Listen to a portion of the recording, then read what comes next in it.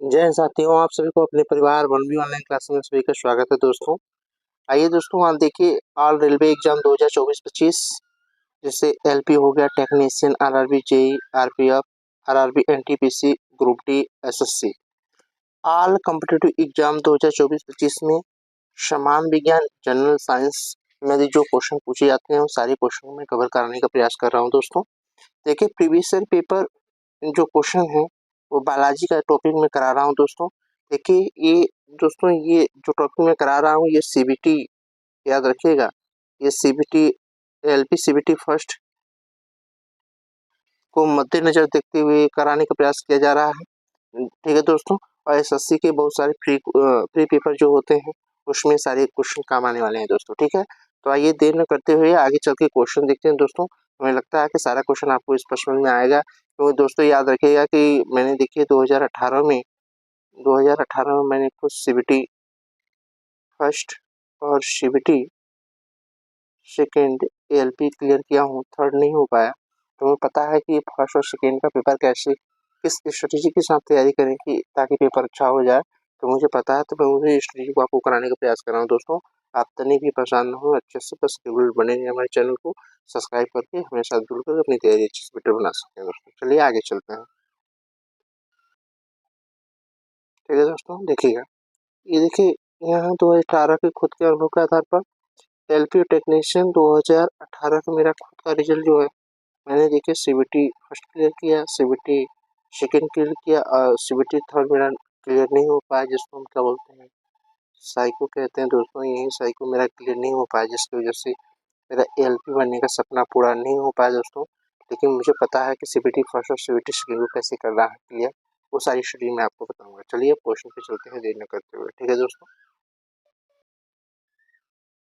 ठीक है दोस्तों, पहला कह रहा है पीलिया रोग से रुधिर में निम्न की मात्रा बढ़ जाती है। ठीक है, कह रहा पीलिया रोग से रुधिर में निम्न की मात्रा बढ़ जाती है, किसकी, बिलिरुबिन की, पायरुविक अम्ल की, बाकुलम की या हीमोग्लोबिन की। राइट आंसर क्या होगा दोस्तों, हीमोग्लोबिन। ये देखिए हीमोग्लोबिन क्या होता है, जब ब्लड में, याद रखिएगा, जब ब्लड में बिलिरुबिन की मात्रा क्या हो जाती है, बढ़ जाती है। ठीक है दोस्तों, बढ़ जाती है तो क्या होता है, ब्लड आपका पीला पड़ जाता है, जिसके कारण जो है हमें क्या कौन सा रोग हो जाता है, पीलिया हो जाता है। पीलिया रोग में कौन सा अंग हमारा प्रभावित होता है, तो लीवर हमारा अंग जो है प्रभावित होता है दोस्तों। ठीक है, चलिए कुछ इसके संबंधित कुछ फैक्ट पॉइंट लेकर आया हूँ। देखिए इसका जो है कि यहाँ राइट आंसर क्या होगा, बिलिरुबिन होगा दोस्तों। यह यकृत रोग है। पीलिया क्या है, यकृत रोग है। यकृत शरीर की सबसे बड़ी ग्रंथि है दोस्तों, याद रखिएगा, सबसे बड़ी ग्रंथि है। और कुछ फैक्ट पॉइंट मैं लीवर से संबंधित लेकर आया दोस्तों, याद रखिएगा, यही फैक्ट पॉइंट आपकी परीक्षाओं में पूछे जाते हैं। यकृत एक बहिस्राव ग्रंथि है, याद रखिए, ग्रंथियां तीन प्रकार की होती हैं, एक अंतःस्रावी, बाह्यस्रावी, मिश्रित ग्रंथियां कहते हैं। याद रखिएगा, लीवर कैसी ग्रंथि है, बाह्यस्रावी ग्रंथि है। ये नलिका युक्त होती हैं, याद रखिएगा, जो बहिस्राव ग्रंथि होती है और नलिका युक्त होती है। अंतःस्रावी ग्रंथि जो होता है नलिका विहीन होती है। याद रखिए लीवर स्थित कहाँ होता है, तो ये देखिए डायफ्राम के नीचे उदर गुहा में स्थित होता है। ये क्वेश्चन आपके एएलपी और ग्रुप डी परीक्षा में पूछा गया दोस्तों, याद रखिएगा। तो ये डायफ्राम के नीचे उदर गुहा में स्थित होता है। लीवर का वेट जो होता है 1.5 केजी होता है दोस्तों, याद रखिएगा। यकृत एक दोहरी झिल्लीदार संरचना होती है। ये भी क्वेश्चन आपके जो है कि ये एसएससी में भी पूछा गया क्वेश्चन है, उसके बाद में आरआरबी में भी पूछा गया क्वेश्चन है दोस्तों। तो याद रखिएगा, सब मोस्ट इंपॉर्टेंट पॉइंट मैं आपको बताने का प्रयास कर रहा हूँ दोस्तों। चलिए देर न करते हुए अगला क्वेश्चन। ठीक है दोस्तों, देखिए क्वेश्चन नंबर 2, इसको बोलते हैं हेपेटाइटिस बी निम्नलिखित में से किसके कारण होने वाला एक संक्रामक रोग है जो यकृत को प्रभावित करता है। तो कह रहा है वायरस जनित रोग है या फंगस है या बैक्टीरिया जनित रोग है या प्रोटोजोआ। इसका राइट आंसर क्या होगा दोस्तों, ये वायरस जनित रोग है। क्या है, ये वायरस, याद रखिएगा, ये वायरस जनित रोग है जो क्या करता है, हमारे लीवर को प्रभावित करता है दोस्तों। किसको प्रभावित करता है, लीवर को। आइए इसके कुछ फैक्ट मैं आपको बताने का प्रयास कर रहा हूँ। ठीक है दोस्तों, इसका राइट आंसर क्या होगा, वायरस होगा। देखिए हेपेटाइटिस बी एक वायरल संक्रामक रोग है, याद रखिएगा। हेपेटाइटिस बी लीवर को प्रभावित करता है। सारी ये देखिए जितने भी मैं फैक्ट पॉइंट करा रहा हूँ दोस्तों, ये सारे फैक्ट पॉइंट जो है आपके एग्जाम के लिए मोस्ट इम्पोर्टेंट है दोस्तों, याद रखिएगा। क्योंकि मेरा खुद का 2018 में अनुभव रहा है, तो अपने अनुभव का साथ मैं सारी चीज़ों कराने का प्रयास कर रहा हूँ। तो आप इसको एकदम सीरियस होकर पढ़ने का प्रयास करिएगा दोस्तों। ठीक है, चलिए अगला क्वेश्चन चलते हैं। और प्रश्न नंबर तीसरा, याद रखिएगा, मोस्ट इम्पोर्टेंट क्वेश्चन है। मेनिंजाइटिस रोग किसको प्रभावित करता है? तो कह रहा ब्रिक यानी किडनी को प्रभावित करता है, किडनी को प्रभावित करता है, या फिर कह रहा, तीन ऑप्शन यहाँ है दोस्तों, या फिर कह रहा है यकृत को प्रभावित करता है, या तो फिर हृदय को, या फिर मस्तिष्क यानी ब्रेन को प्रभावित करता है दोस्तों। तो याद रखिए इसका राइट आंसर क्या होगा दोस्तों? तो इसका राइट आंसर याद रखिएगा, इसका राइट आंसर क्या होगा? इसका राइट आंसर आपका होगा मस्तिष्क, इसका राइट आंसर होगा। मेनिंजाइटिस रोग मस्तिष्क को प्रभावित करता है। मेनिंजाइटिस आमतौर पर वायरस या बैक्टीरिया के कारण होता है, और कभी कभी ये कवक के कारण भी क्या करता है, ये फैलता है शरीरों में। ठीक है दोस्तों, और इसमें कुछ फैक्ट पॉइंट क्या है, एक चीज याद रखिएगा, इसमें तेज बुखार आता है। मेनिंजाइटिस में क्या होता है, बहुत तेज आपको क्या आता है, बुखार आता है। ठीक है दोस्तों, बुखार आता है। चलिए अगला क्वेश्चन, इसमें देखिएगा ये क्वेश्चन इंपॉर्टेंट है। करा खसरा रोग निम्न में से किसके कारण होता है? करा जीवाणु के कारण होता है, या विषाणु के कारण होता है, या प्रोटोजोआ के कारण होता है, या कृमि के कारण होता है? तो इसका राइट आंसर क्या होगा दोस्तों? तो इसका राइट आंसर आपका होगा विषाणु। इसका राइट आंसर होगा वायरस के कारण जो होता है खसरा रोग जो होता है। ये संपूर्ण शरीर को याद रखिएगा, ये संपूर्ण शरीर को क्या करता है, शरीर को प्रभावित करता है ना, प्रभावित करता है। ठीक है दोस्तों, चलिए अगला क्वेश्चन यहाँ देखिएगा, इसमें क्या रहा दोस्तों, देखिए इसका राइट आंसर क्या होगा, विषाणु होगा। खसरा संपूर्ण शरीर को प्रभावित करता है, याद रखिएगा। खसरा मोरविली वायरस, याद रखिएगा, पूछता है कि खसरा किसके कारण होता है? तो खसरा मोरविली वायरस के कारण होता है। किसका? मोरविली वायरस के कारण होता है। ठीक है दोस्तों, ठीक। आगे अगला क्वेश्चन चलते हैं। एक पॉइंट और बचा है, ये क्या है, आपको पता है कि वायरस संक्रमण रोग होता है। ठीक है दोस्तों, चलिए अगला क्वेश्चन चलते हैं। जीका वायरस किसके द्वारा मनुष्य में संचारित होता है? करा चूहों के द्वारा होता है, मच्छर के द्वारा होता है, झिंगुर के कारण होता है, या खरगोश के कारण होता है? तो इसका राइट आंसर क्या होगा, मच्छर इसका वाहक होते हैं जीका वायरस का। ठीक है दोस्तों, आइए कुछ जीका वायरस के बारे में आपको कुछ जानकारी देता हूँ। देखिएगा इसका राइट आंसर क्या होगा, जीका वायरस। जीका वायरस याद रखिएगा, जीका वायरस मच्छरों के कारण क्या होता है, फैलता है। जीका वायरस मच्छर जनित फ्लैविस फ्लैवी वायरस होते हैं। क्या होते हैं? जीका वायरस है फ्लैवी वायरस होते हैं, याद रखिएगा, ये मोस्ट इंपॉर्टेंट पॉइंट है दोस्तों। जीका वायरस को देखिए पहली बार 1947 में बंदरों में पहचाना गया था, याद रखिएगा। और एक और इम्पोर्टेंट पॉइंट जो आपके परीक्षाओं में पूछा गया है कि इसके बाद जो है 1947 के बाद ये देखिएगा युगांडा और संयुक्त गणराज्य तंजानिया में जो है मनुष्यों में पहचाना गया था 1952 में।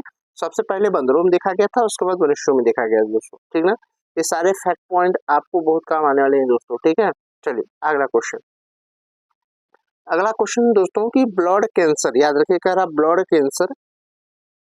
ब्लड कैंसर को आमतौर पर किस नाम से जाना जाता है? पहला देखो यहाँ ऑप्शन है ल्यूकोडर्मा, अगला तीन ऑप्शन इधर है दोस्तों, ल्यूकोडर्मा ल्यूकोडर्मा या उसको बोल रहे हैं ल्यूकेमिया, या एनीमिया, या हीमोग्लोबिन।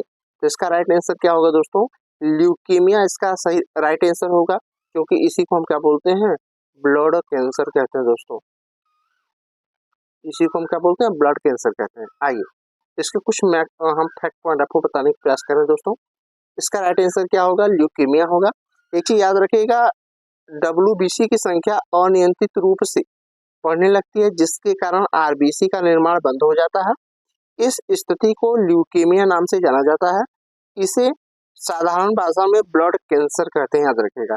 इसमें WBC की मात्रा क्या होती है, अनियंत्रित रूप से जब बढ़ने लगती है, तो यही घटना क्या कहलाती है, हमारा ब्लड कैंसर कहलाती है। क्या कहलाती है, ये ब्लड कैंसर कहलाती है दोस्तों। ठीक है, आइए कुछ आगे चलता हूँ, देखिए समझने का प्रयास करता हूँ दोस्तों। याद रखिएगा, ये ब्लड कैंसर जो होता है मुख्यतः तीन प्रकार का होता है। ब्लड कैंसर कितने प्रकार का होता है, तो ब्लड कैंसर मुख्यतः 3 प्रकार का होता है। पहला होता है ल्यूकेमिया, ये अस्थि मज्जा में बनता है, याद रखिएगा। इसमें क्या होता है, ल्यूकेमिया रोग में जो हमारा बोन मैरो है, तो बोन मैरो इसमें प्रभावित होता है। एक होता है लिम्फोमा, लिम्फोमा होता है दोस्तों। तो लिम्फोमा में देखिए क्या होता है, लिम्फोसाइट नामक कोशिकाओं से लसिका तंत्र में क्या होता है, विकसित हो जाता है दोस्तों, याद रखिए। लिम्फोसाइट ये क्या होता है, लसिका तंत्र में विकसित हो जाता है, जिसके कारण लिम्फोमा नामक ये कैंसर हो जाता है। और ये कैंसर और है दोस्तों, याद रखिएगा, जिसका नाम याद रखिए, जिसको हम क्या बोलते हैं, एक माइलोमा होता है। क्या होता है, माइलोमा। इसमें क्या होता है, जो रक्त की प्लाज्मा प्लाज्मा कोशिका को क्या करता है, प्रभावित करता है दोस्तों। तो ये सारे जो है पॉइंट जो है, फैक्ट जो है आपके परीक्षाओं के लिए अति महत्वपूर्ण है दोस्तों। चलिए आगे चलता हूँ। देखिए इसमें कह रहा प्रश्न नंबर 7, रक्त में आरबीसी के बढ़ने से कौन सी स्थिति बन जाती है। कह रहा यदि आरबीसी का मान यदि बढ़ रहा है तो कौन सी स्थिति बनेगी। तो आपको पता होगा कि यदि डब्ल्यूबीसी अनियंत्रित रूप से बढ़ रहा है तो इसी को हम क्या बोलते हैं, ब्लड कैंसर बोलते हैं। इसी को हम क्या बोलते हैं, ब्लड कैंसर बोलते हैं, ब्लड कैंसर कहते हैं। लेकिन कह रहा जब आरबीसी बढ़े तो उसको क्या कहते हैं। इसका देखिए पहला ऑप्शन जो है, इसको हम क्या बोलते हैं, एनीमिया बोलेंगे, या हीमोफीलिया बोलेंगे, या ल्यूकेमिया बोलते हैं, या पॉलीसाइथेमिया बोलते हैं, ठीक ना। तो इसका राइट आंसर क्या होगा दोस्तों, पॉलीसाइथेमिया।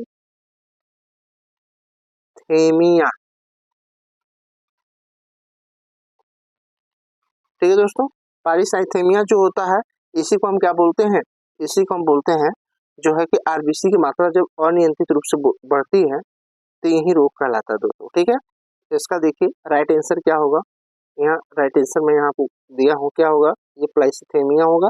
थेमिया जो है एक रक्त कैंसर होता है, याद रखिएगा।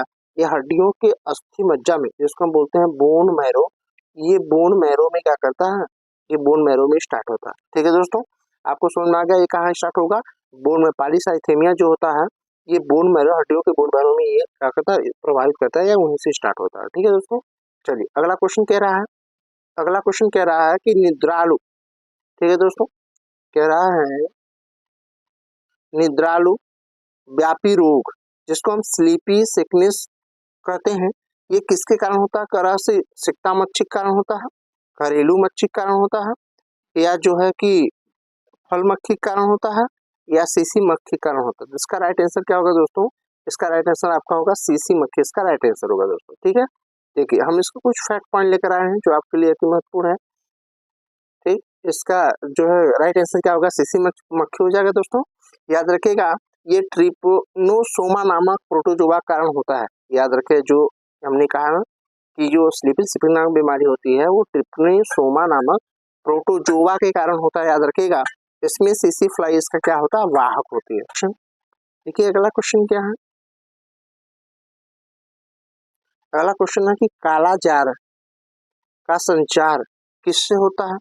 पहला करा काली मक्खी से, या सिकता मक्खी से, सेटसी एक मक्खी होती है, या चिचड़ी से। तो इसका राइट आंसर क्या होगा, इसका हम क्या बोलते हैं, इसको सिकता मक्खी, या इसको हम बालू मक्खी भी कहते हैं दोस्तों, याद रखिएगा। इसको बालू मक्खी भी कहते हैं ना, क्या कहते हैं, इसको बालू मक्खी कहते हैं, जिसके कारण कौन सा रोग बढ़ता है, कालाजार रोग फैलता है। ठीक है दोस्तों, तो आइए इसके बारे में कुछ फैक्ट मैं बताता हूँ कि देखिएगा इसका राइट आंसर क्या होगा। राइट आंसर इसका सिकता मच्छी, इसको बालू मक्खी कहते हैं। काला जोर देखिए लिस्मेनिया डोनोवानी नामक प्रोटोजोआ के कारण होता है, इसका नाम आप याद रखेंगे, लिस्मेनिया डोनोवानी नामक प्रोटोजोआ के कारण होता है, जोआ।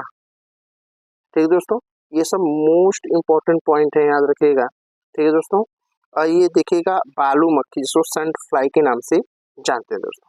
देखिए अगला क्वेश्चन क्या है, अगला क्वेश्चन कह रहा है कि श्वेत प्लेग को आमतौर पर किस नाम से जाना जाता है। देखिए ALP 2018